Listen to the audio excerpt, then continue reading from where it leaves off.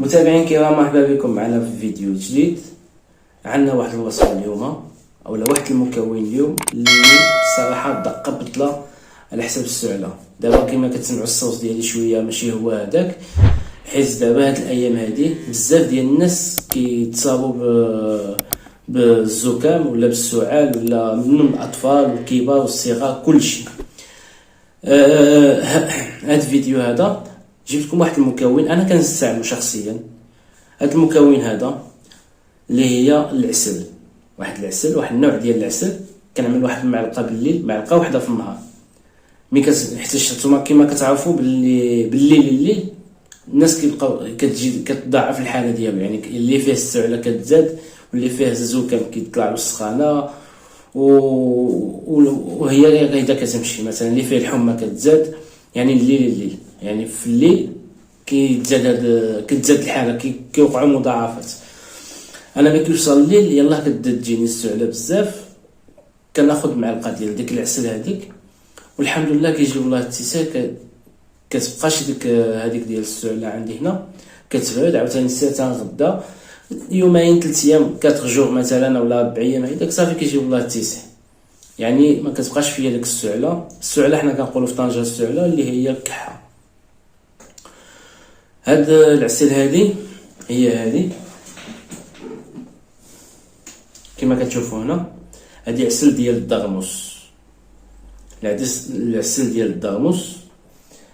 بالنسبه للثمن ديالها تقريبا انا ما كنبيعهاش، ماشي كنعمل اشهار باش نبيع ولا شي حاجه، اي كنقول لكم نصيحه وصافي. انا كنستعملها وجبات عليها وبغيت نبارطاجيها معكم. هاد العسل الدغموس الثمن ديالها تقريبا كيعمل ما بين 300 حتى 400 درهم ليتر، يعني الجوده، يعني الحاله اللي هي الجوده اللي مزيانه.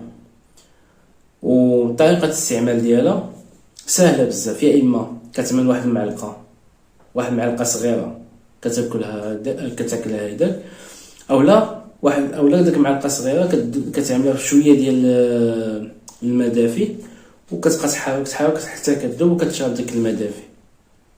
ولكن اللي اكثر فعاليه هي انك تاكل واحد معلقه صغيره كتاكلها.